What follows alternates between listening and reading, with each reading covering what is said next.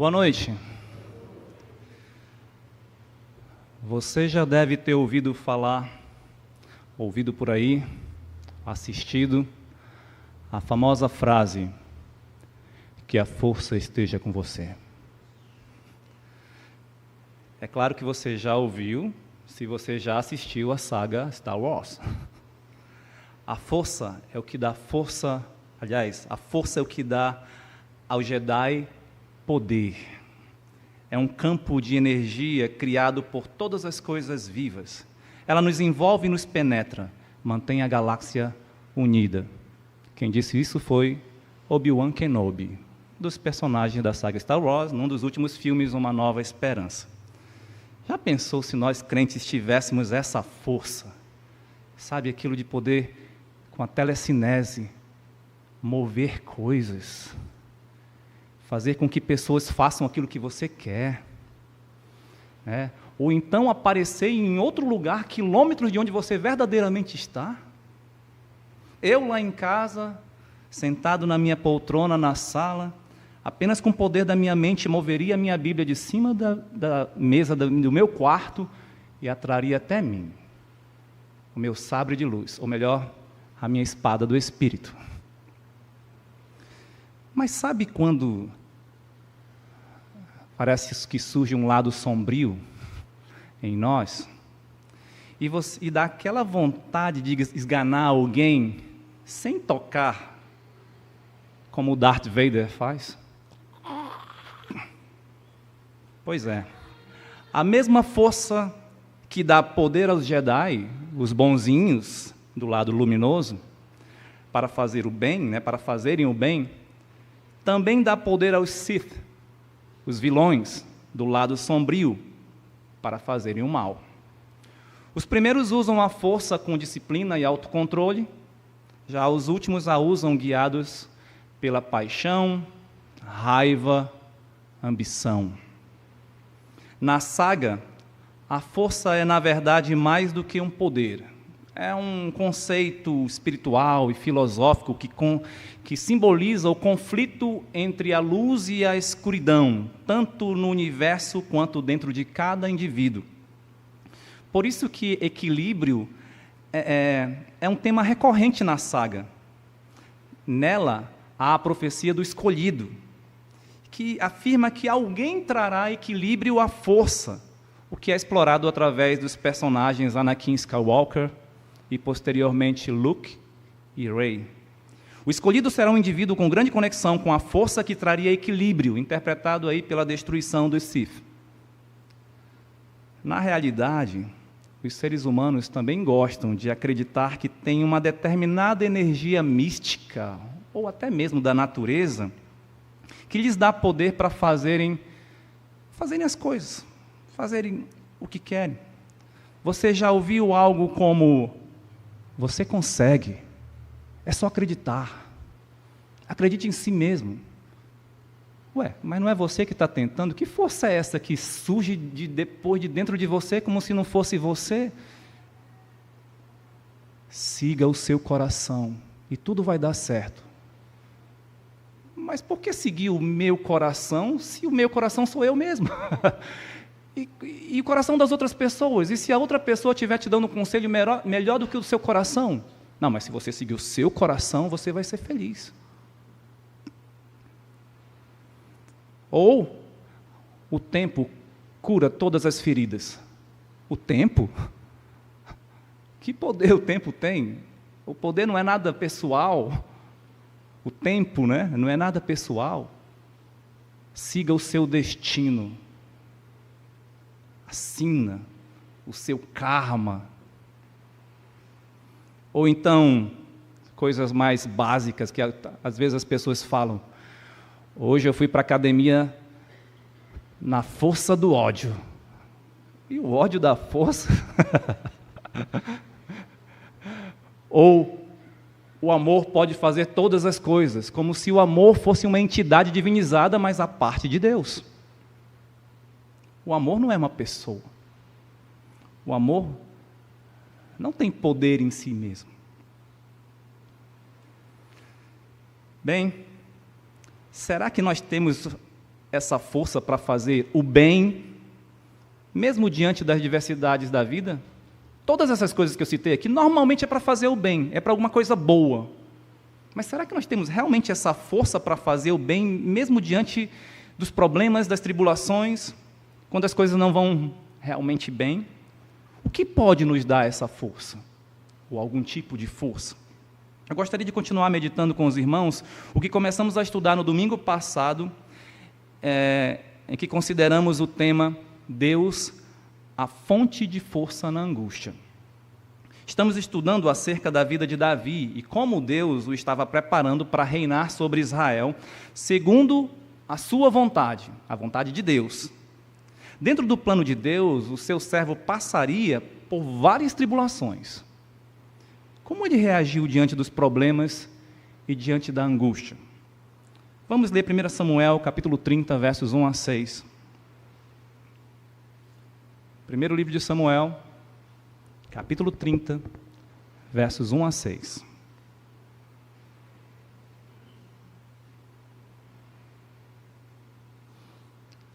Diz assim a palavra de Deus. Sucedeu, pois, que, chegando Davi e os seus homens ao terceiro dia a Ziclag, já os amalequitas tinham dado com ímpeto contra o sul, e Ziclag e a esta ferido e queimado. Tinham levado cativas as mulheres que lá se achavam, porém a ninguém mataram, nem pequenos nem grandes, tão somente os levaram consigo e foram seu caminho. Davi e seus homens vieram à cidade, e ei-la queimada, e suas mulheres, seus filhos e suas filhas eram levados cativos. Então Davi e o povo que se achava com ele ergueram a voz e choraram até não terem mais forças para chorar. Também as duas mulheres de Davi foram levadas cativas, Ainoã, a Gisraelita, e Abigail, a viúva de Nabal, o carmelita. Davi muito se angustiou, pois o povo falava de apedrejá-lo, porque todos estavam em amargura, cada um por causa de seus filhos e de suas filhas. Porém, Davi se reanimou no Senhor, seu Deus. Na angústia, devemos buscar forças e ânimo no Senhor, nosso Deus. Por quê? No domingo passado, apresentei uma razão, porque só Deus pode fortalecer a quem o busca. Só Deus pode fortalecer a quem o busca. Então, devemos buscar forças e ânimo somente no Senhor. Também no estudo passado, consideramos duas verdades. A primeira foi que a fraqueza espiritual se revela quando confiamos mais em nossa força intelectual ou física do que na dependência do Senhor. E analisamos ali o contexto próximo, especialmente o 1 Samuel 27. Davi resolveu ir para a terra dos filisteus sem consultar o Senhor, seu Deus, porque estava cansado de fugir de Saul e cria que em algum momento poderia perecer nas mãos do rei. No entanto, embora Davi tenha conseguido o que queria, porque realmente Saul deixou de persegui-lo, não foi segundo a perfeita vontade de Deus. A segunda verdade que vimos também no domingo passado é que quanto mais nos distanciamos de Deus, mais perigos nos cercam, ou riscos, né? Esses perigos, eu estou falando perigos de pecado, de destruição, porque os crentes também passam por perigos, né? Quando estão em fidelidade, mas quando estão afastados de Deus, ocorrem mais riscos, outros riscos de pecado. Porém, a disciplina divina nos aproxima novamente do Senhor. Vimos aqui 1 Samuel 28, de 1 a 2, e 1 Samuel capítulo 29, e começamos 1 Samuel 30, de 1 a 6, que nós acabamos de ler. O futuro rei de Israel, que deveria andar nos caminhos do Senhor, viveu 1 ano e 4 meses entre os inimigos do seu povo, colocando-se em riscos de vários pecados e de destruição, tais como idolatria, porque era um povo idólatra. Eu não estou dizendo aqui que o texto deixa claro que Davi cometeu idolatria, mas ele se colocou em risco. Ele colocou em risco os seus homens e as famílias deles, sua própria família, a sua esposa, suas esposas, no caso Davi tinha 2 esposas aqui, né? Ele colocou em risco de idolatria, porque viveu no meio de um povo idólatra. O risco de mau testemunho, porque ele era o líder daquele grande grupo. O risco de maquinações e práticas perversas. E isso aqui não foi só o risco, ele realmente fez. Ele fez muitas coisas perversas durante esse período, mentiras, dissimulações, e verdadeiramente ele fez isso, ele foi dissimulado para com o rei Aquis, ele mentiu, ele matou pessoas, não por mandado de Deus como juízo.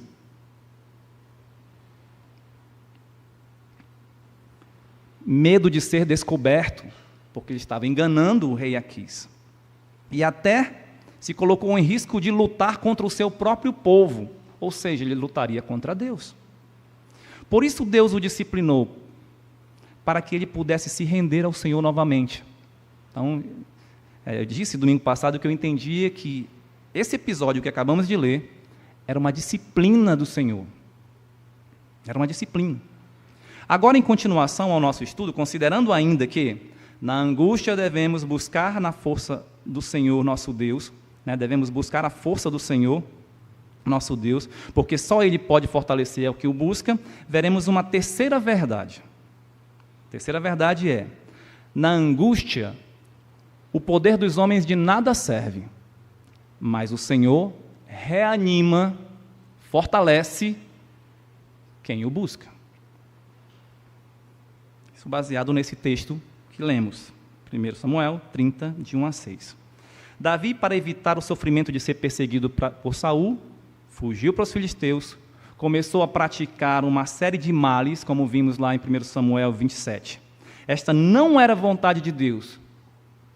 E por que podemos crer nisso? Você não vai ver escrito aqui explicitamente, esta não era a vontade de Deus. Mas por que podemos entender que esta não era a vontade de Deus? Porque o Senhor claramente usou os inimigos para corrigir o seu servo. Para corrigir o seu servo. Veja o que nós lemos. Os amalequitas eram, antes aqui, só para os irmãos entenderem bem aqui o contexto, os amalequitas eles eram um povo nômade, parente do povo de Israel, porque eram descendentes de Amaleque, que era neto de Esaú. Esaú, irmão de Jacó, de onde veio Israel. Desde a saída dos israelitas do Egito, Amaleque, esse povo, tem sido foi uma pedra no sapato de Israel, ao ponto de Deus determinar o extermínio desse povo. Por quê? Porque quando eles estavam ali cansados, ali no deserto, os amalequitas, pela retaguarda, atacaram Israel. Ou seja, a traição, na covardia. Mas Israel não havia cumprido totalmente a ordem do Senhor. Os irmãos podem lembrar aqui do episódio de Saul. Ele poupou o rei, ele poupou o melhor do gado e tudo mais, e claro, a gente percebe que nunca conseguiram matar totalmente os amalequitas, porque sempre aparece a amalequita, na vida aí, para atrapalhar o povo de Israel. No tempo em que Davi estava habitando entre os filisteus, ele e seus homens atacaram os amalequitas. Nós vimos isso lá em 1 Samuel 27, versos 8 e 9. Eles, além de outros povos, eles atacaram a Amalequita. Agora, estes buscavam vingança. Vingança. Fomos atacados. Davi e seu bando estavam se comportando, na verdade, como amalequitas naquela época. E agora vem o revide. Note que, enquanto Davi e seus homens estavam com Aquis em Afeca, como nós podemos ver aqui no capítulo 29, eu ia dizer compasso, aqui no capítulo 29, juntaram os filisteus todos os seus exércitos em Afeca e acamparam-se os israelitas junto à fonte que está em Jezreel. Os príncipes dos filisteus se foram para lá com centenas e com milhares, e Davi e seus homens iam com Aquis na retaguarda. Então, Davi estava em Afeca. E dizem alguns comentaristas que Afeca ficava a cerca de 80 quilômetros, já havia alguns que acreditam que até mais de 100 quilômetros de distância em relação a Ziclag, que era a cidade onde Davi e seus homens e as suas famílias habitavam. Os amalequitas invadiram e queimaram a cidade de Ziclag, enquanto Davi estava fora, porém a ninguém mataram. Antes levaram todos cativos, talvez cerca de 2.000 pessoas. Por que 2.000 pessoas? Lembra, eram 600 homens, 600 mulheres, esposas, e Davi tinha 2. Diz que eles foram levados mulheres, filhos e filhas. E sabe-se que os judeus, os israelitas, tinham muitos filhos. Então, vamos lá, 600 mulheres, ou 601 mulheres, ou 602, né? Se cada um tem um filho, claro que Davi não tinha filhos nessa época, mas se os outros 600 tivessem, 1.200. Se tivessem 2 filhos, 1.800. Se tivessem 3 filhos, com mais as suas mulheres, 2.400. Então, talvez, por aí, cerca de 2.000 pessoas não foram mortas, foram levadas. Por quê? Davi não matava todos? Se os amalequitas buscassem a retribuição olho por olho, dente por dente, matariam a todos, como Davi e seus homens haviam feito. Você consegue enxergar a mão de Deus agindo aqui? Quando Davi chegou a Ziclag, ele não viu corpos no chão, mortos. Ele só viu a cidade toda queimada e ninguém lá. Por que pouparam? Davi e seus homens, quando retornaram às suas casas e viram o que havia acontecido, diz o texto, versículo 4, que choraram até não terem mais forças. Perderam tudo. E todas as famílias foram levadas. Imagine o que é chorar até não ter mais forças. Será que você já chorou assim? Talvez quando criança, né? É difícil vermos adultos chorando assim, não é mesmo? As crianças, quando choram intensamente até soluçar, né, que ficam roucas de tanto chorar, nem sempre é porque estão com uma dor física. A maioria das vezes isso acontece por raiva. Elas estão com muita raiva. Ou elas estão com birra. Caiu, se machucou, sim, mas poderia ter chorado ali rapidinho. Não, mas às vezes ela quer atenção. Ou ela é birrenta e fica. Ou o pai e a mãe não chegam e fica gritando e gritando. Ou ela quer alguma coisa, o pai e a mãe não dá, e ela, cara, e fica, até o pai e a mãe.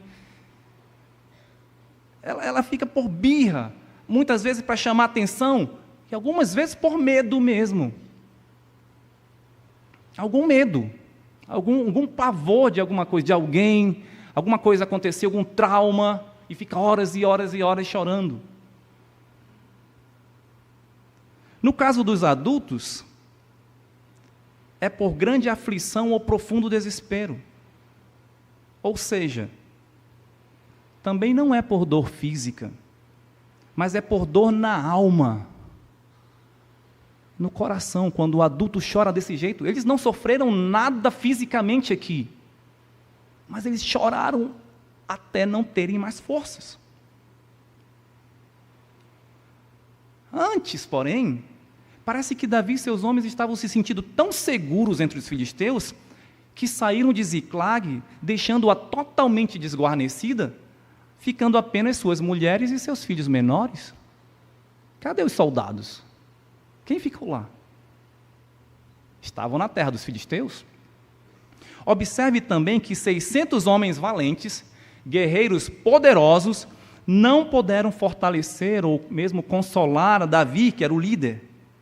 Antes queriam apedrejá-lo por causa da imensa angústia que sofriam, da amargura. Não tinham forças para reagir.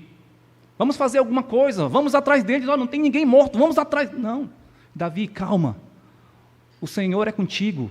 Davi, não, tu és o culpado, foi tu que nos trouxeste para cá, nos levou todos e não ficou ninguém aqui. merece morrer.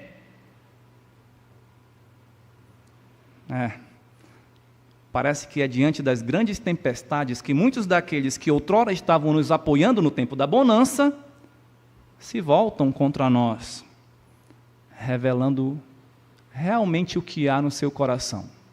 Quando está tudo bem, sou seu amigo, te apoio.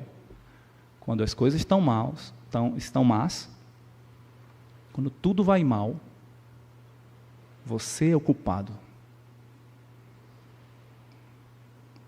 Merece punição. Mas apenas revelam o que tinha lá dentro do coração. Eu gostaria de compartilhar com os irmãos uma ilustração que eu li há algum tempo no livro Transformados na Sua Imagem, de Jim Berg, da editora Batista Regular. Você já tomou chá de saquinho, ou sachê? Você coloca ali um saquinhozinho naquela sua xícara com água quente, né? Quando nós pegamos, então, o saco de chá, colocamos numa xícara, a água ali está quente, a água ativa o chá no saco, libertando o seu sabor para a água que está à sua volta. A água quente não criou o sabor, meramente o revelou, ou forçou a saída do que estava dentro do saco. Isso ilustra o que acontece no coração humano. As pressões à nossa volta, circunstâncias desfavoráveis, as tentações, ou mesmo os mandamentos de Deus para amá-lo e para amar o nosso próximo, simplesmente forçam a saída de dentro do nosso coração daquilo que já está lá. Não podemos culpar a água quente pelo sabor de dentro da xícara. O conteúdo do saco de chá determina o sabor do chá. Se não gostamos desse sabor em especial, precisamos pôr dentro da água um saco contendo um tipo diferente de chá. Não gostei de chá de camomila. Eu quero de cedreira. De cedreira também não gosto, eu prefiro de hortelã. Não, o chá, o mate mesmo, chá preto. Não, chá de capim-santo, chá de canela até, né? Os sabores dependem do chá e não da água. Diante das pressões, qual é o seu sabor? O que sai do seu coração? É por isso que o sábio Salomão, em Provérbios, diz: sobre tudo que se deve guardar, guarda o teu coração, porque dele procedem as fontes da vida. Provérbios 4, 23. É por isso também que o Senhor Jesus Cristo, lá em Mateus 15, 19, fala que do coração procedem todos os maus desígnios, né? Os assassinatos, os furtos, os adultérios, tudo procede do coração. O nosso coração é mau. No meio das pressões, nós vamos mostrar o sabor dele, se continuamos sendo controlados pelo nosso próprio pecado, pela natureza pecaminosa, pelo nosso velho homem. Porém, se Cristo já habita em você, e você é submisso à sua palavra, e tem um relacionamento com Cristo, é possível que nesse momento das pressões, você realmente mostre um sabor agradável a Deus. Não podemos atribuir, então, a outrem a culpa de qualquer amargura, ira, desespero, decepção, crueldade e assim sucessivamente que nós mostramos quando estamos debaixo de pressão. Eu te bati porque você me bateu primeiro. Eu fiquei com raiva porque fulano me ofendeu. A culpa do seu pecado é sua. Por mais que você tenha sido instigado por alguém, a culpa do meu pecado é minha. As pressões meramente expõem o quanto nós realmente não nos parecemos com Cristo. É por isso que nós devemos ser imitadores de Deus como filhos amados, conforme Cristo. Como nós ouvimos hoje pela manhã na pregação com o pastor Bruno. Nós devemos seguir os seus passos. Jesus, em momento favorável, foi recebido por uma multidão a entrar em Jerusalém com gritos de Hosana ao filho de Davi. Mas poucos dias depois, talvez muitos daqueles que antes o aclamaram, gritavam, crucifica-o, crucifica-o. Até os seus discípulos, com medo, o deixaram. Mas foi esse mesmo Jesus que outrora havia lhes dito, lá em João 16, 32 e 33. Eis que vem a hora, e já é chegada, em que sereis dispersos, cada um para a sua casa, e me deixareis só. Contudo, não estou só, porque o Pai está comigo. Estas coisas vos tenho dito, para que tenhais paz em mim. No mundo passais por aflições, mas tende bom ânimo. Eu venci o mundo. Jesus já os havia alertado. Vocês vão me deixar. Mas eu estou dizendo isso agora, para que quando isso acontecer, vocês se lembrem. E tenham paz em mim, tenham bom ânimo. Davi também não estava só. Por isso ele se reanimou no Senhor seu Deus, como diz o versículo 6 que lemos.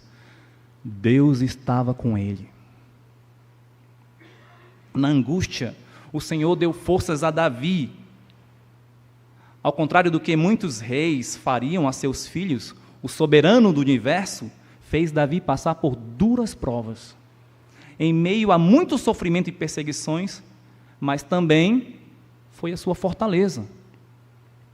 Aquele que há pouco tempo havia chorado juntamente com seus homens até não ter mais forças, foi reanimado no Senhor. Através do Salmo 18, o qual foi escrito algum tempo mais tarde, podemos vislumbrar como que isso pôde ter ocorrido. Vamos lá para o Salmo 18, ler alguns versículos.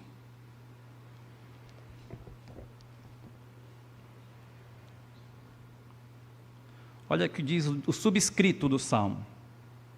Ao mestre de cantos, Salmo de Davi, servo do Senhor, o qual dirigiu ao Senhor as palavras deste cântico, no dia em que o Senhor o livrou de todos os seus inimigos e das mãos de Saul. Ele disse, eu te amo, ó Senhor, força minha. O Senhor é a minha rocha e a minha cidadela, o meu libertador. O meu Deus, o meu rochedo em quem me refugio, o meu escudo, a força da minha salvação, o meu baluarte. Invoco o Senhor digno de ser louvado e serei salvo dos meus inimigos. Laços de morte me cercaram, torrentes de impiedade me impuseram terror, cadeias infernais me cingiram e tramas de morte me surpreenderam. Na minha angústia invoquei o Senhor, gritei por socorro ao meu Deus. Ele do seu templo ouviu a minha voz e o meu clamor lhe penetrou os ouvidos. Eu imagino que naquele momento que foi realmente resumido porém Davi se reanimou no Senhor, é o que provavelmente aconteceu isso. Davi buscou a Deus, Davi orou, Davi clamou, Davi pediu socorro, Davi confessou seus pecados. Nós veremos isso mais na frente, em outra oportunidade. Nos versículos 4 e 5, Davi expõe poeticamente a intensidade de suas adversidades. Mas é notório que, mesmo assim, nos versículos anteriores, ele louva o Senhor. Veja, 4 e 5, laços de morte me cercaram, torrentes de impiedade me impuseram terror, cadeias infernais me cingiram, tramas de morte me surpreenderam.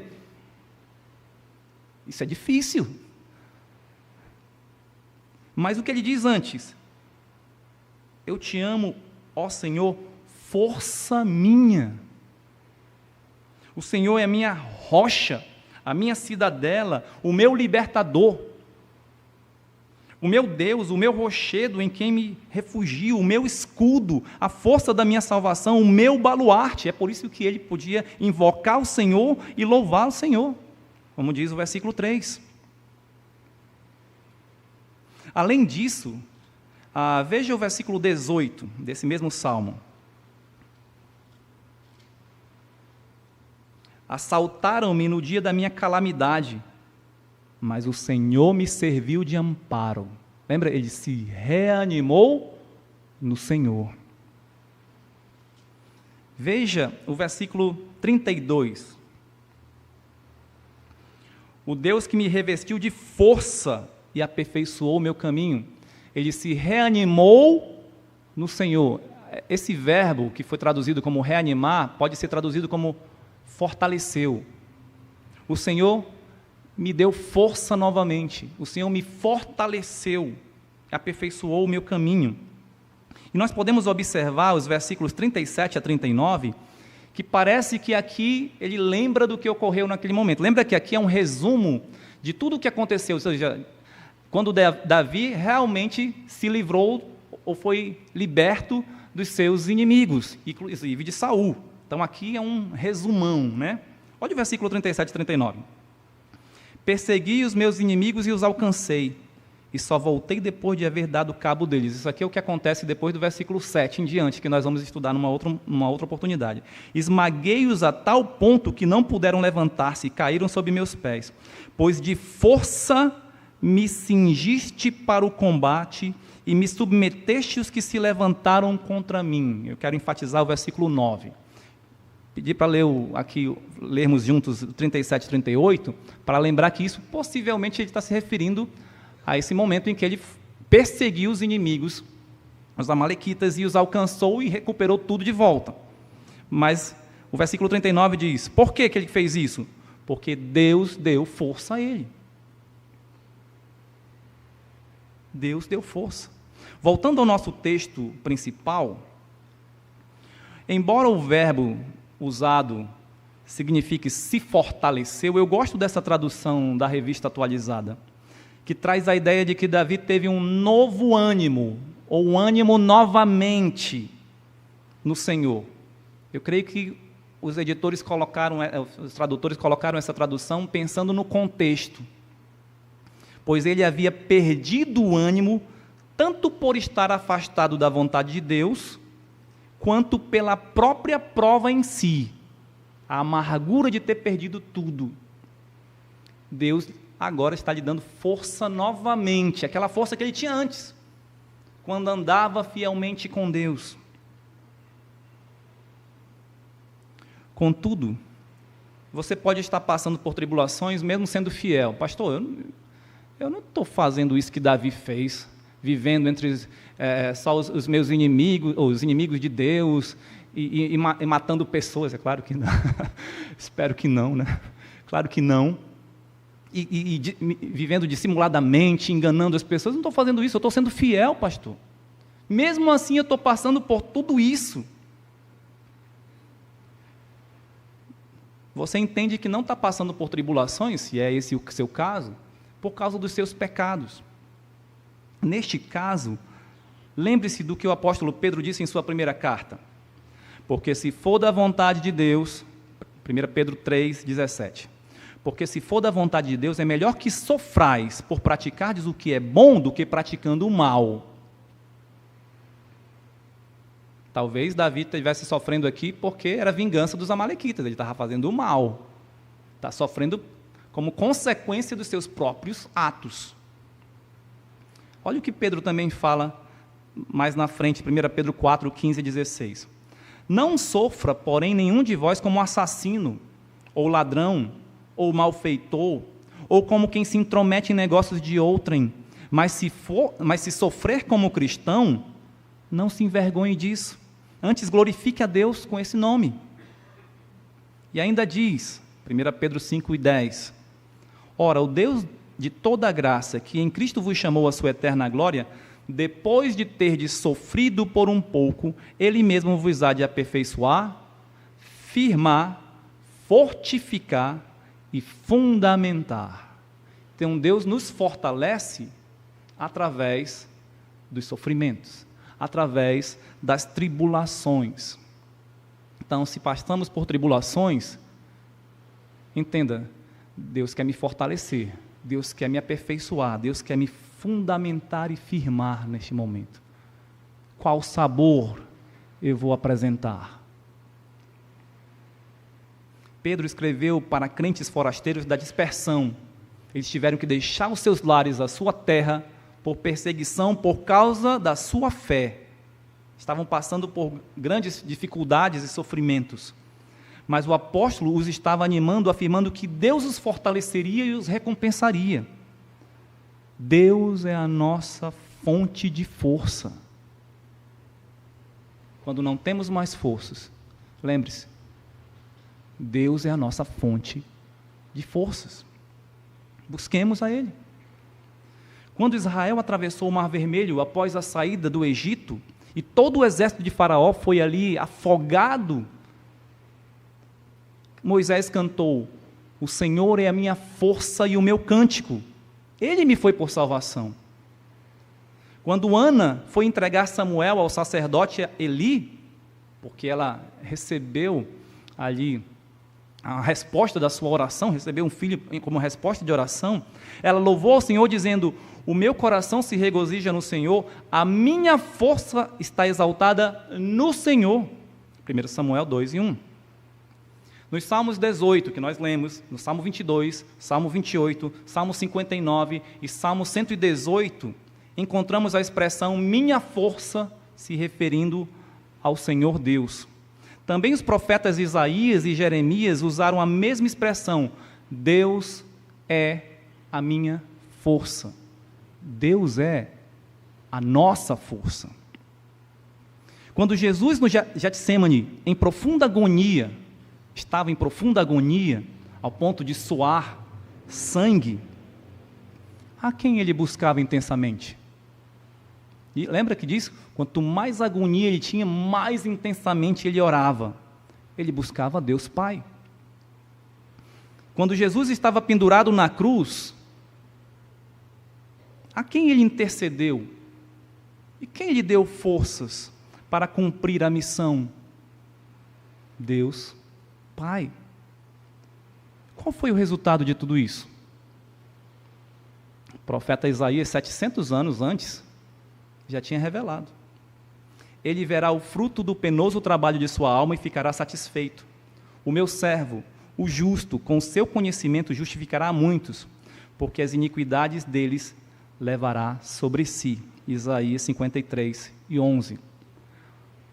Nós, os salvos, somos fruto da penosa obra de Cristo. Será que isso não anima você? Se somos salvos hoje, é porque Cristo sofreu duramente, cruelmente, em nosso lugar. Vejamos o que Paulo disse também na sua segunda carta aos Coríntios, capítulo 4, a partir do verso 8. 2 Coríntios 4, a partir do verso 8.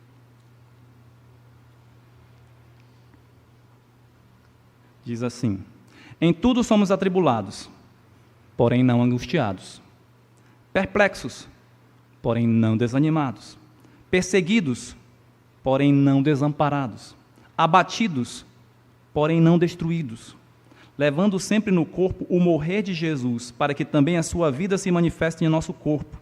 Porque nós que vivemos, somos sempre entregues à morte por causa de Jesus, para que também a vida de Jesus se manifeste em nossa carne mortal.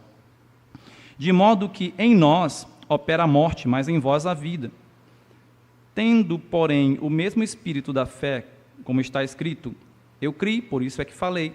Também nós cremos, por isso também falamos, sabendo que aquele que ressuscitou o Senhor Jesus também nos ressuscitará com Jesus e nos apresentará convosco, porque todas as coisas existem por amor de vós, para que a graça, multiplicando-se, torne abundantes as ações de graças por meio de muitos para a glória de Deus. Por isso não desanimamos, pelo contrário, mesmo que o nosso homem exterior se corrompa, contudo o nosso homem interior se renova de dia em dia, porque a nossa leve e momentânea tribulação produz em nós eterno peso de glória acima de toda comparação, não atentando nós nas coisas que se veem, mas nas que se não veem, porque as que se veem são temporais, as que se não veem são eternas. É interessante aqui a perspectiva de Paulo, né? Nós sabemos o quanto Paulo sofreu, ele fala isso. Ele foi açoitado várias vezes, foi apedrejado, foi perseguido, foi preso, passou por naufrágios, alguns dias e noites na voragem do mar. Foram sofrimentos terríveis. E ele diz, no versículo 17, porque a nossa leve e momentânea tribulação produz para nós eterno peso de glória. Por quê? Porque ele faz a comparação com a glória eterna, a glória por vir. O que nós iremos receber de Deus é muito, muito superior ao sofrimento. Ao sofrimento.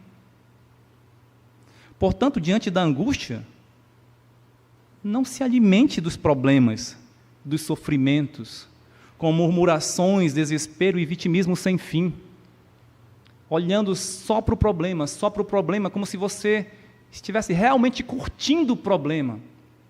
Tudo acontece de errado comigo, sempre é assim, é o sofrimento, e você fica intensificando, aí, por isso que eu estou dizendo, você se alimenta, ou você alimenta o próprio sofrimento, quando você fala, e murmura, e reclama, e está o tempo todo falando sobre ele, e se for um problema que passa o tempo todo na televisão, na internet, você está sempre olhando, e falando, e brigando, e chorando por causa daquilo, e o tempo todo, e se for problema que está acontecendo com você, o tempo todo, aquilo, você vai conseguir força dessa forma? Isso só deixará você mais inerte e te afastará mais de Deus. Também não adianta recorrer à força dos homens. Davi tinha 600 guerreiros que não puderam ajudá-lo em nada naquele momento. Na verdade, estavam culpando ele. Você vai confiar nos outros, ou mesmo em si mesmo. Não adianta, lembre-se. Na angústia, a força dos homens de nada serve. Não adianta seguir o seu coração. Não adianta esperar o tempo. Talvez esse negócio de esperar o tempo é coisa dos evolucionistas, né? Bilhões de anos, aí criou todas as coisas. O caos tornou tudo organizado. Mas como? Bilhões de anos. Algum momento deu certo. Aí você pensa, não, o tempo vai cuidar das coisas. A mãe natureza, o universo, a energia. Não adianta isso. Só Deus. Lembra a nossa lição principal? Só Deus pode fortalecer ao que o busca. Nada mais. Não adianta recorrer à força dos homens. Não adianta confiar nos políticos. Não adianta confiar nos seus amigos, para qualquer outra coisa ou alguém mais poderoso. Não adianta. Alguém pode lhe ajudar uma coisa ou outra e tal, mas são homens limitados, imperfeitos, pecadores.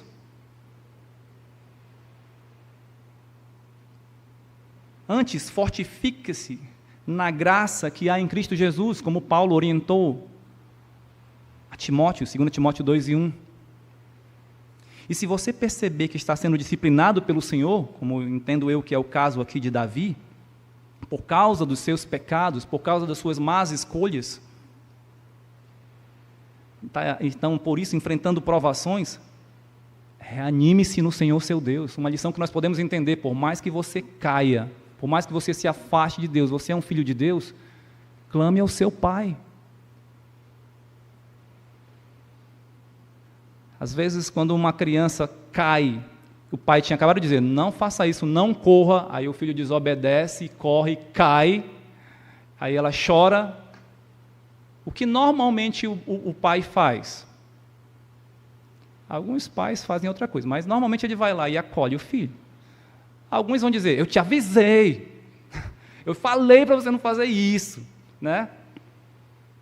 Mas no final, acolhe o filho, cuida dele, do ferimento, cuida. Davi, caiu aqui. Está sendo disciplinado e voltou ao Senhor. Se reanimou no Senhor. Só Ele pode nos restaurar e fortalecer. Ele se reanimou no Senhor, seu Deus.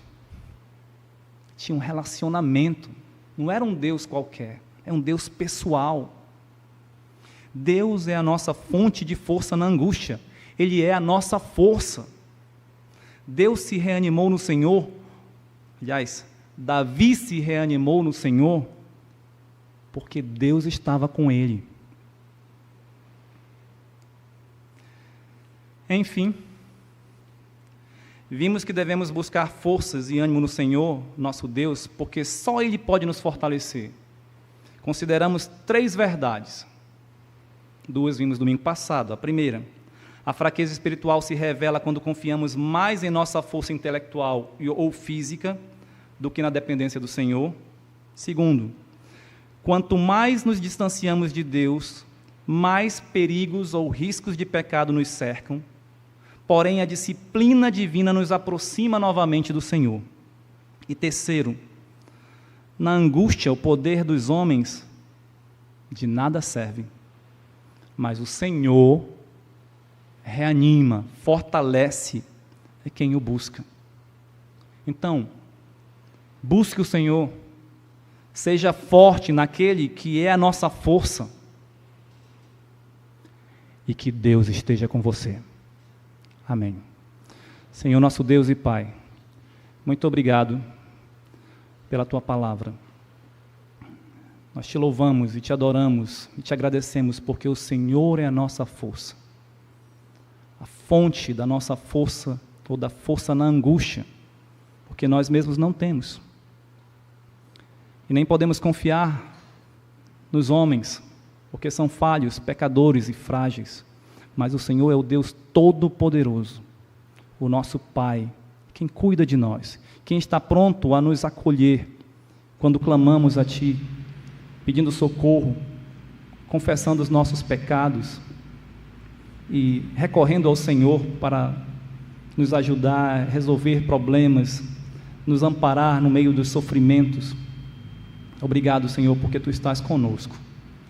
Tu estás sempre conosco, porque o Teu Santo Espírito habita em nós, porque, como diz a Tua palavra, não somos nós mais que vivemos, mas Cristo vive em nós, naqueles que professaram a fé no Senhor Jesus Cristo, que possamos sempre reconhecer essa realidade, essa grande verdade e viver de modo coerente, não sofrendo em desesperos por causa dos problemas que sim, ocorrem e continuarão ocorrendo neste mundo decaído, mas que possamos demonstrar no meio das pressões um sabor, um aroma agradável a Ti e que seja abençoador àqueles que estão à nossa volta, e não sejamos como outras pessoas que apenas reclamam e sucumbem ao desespero. Senhor é a nossa força e o nosso cântico, que possamos então desfrutar dessa força e cantar louvores ao Senhor, porque Tu és a razão do nosso viver e do nosso cântico. Oro isso em nome de Jesus. Amém. Ouviremos agora o pós-lúdio instrumental. Você pode orar silenciosamente. Que Deus nos dê uma boa semana. Deus abençoe.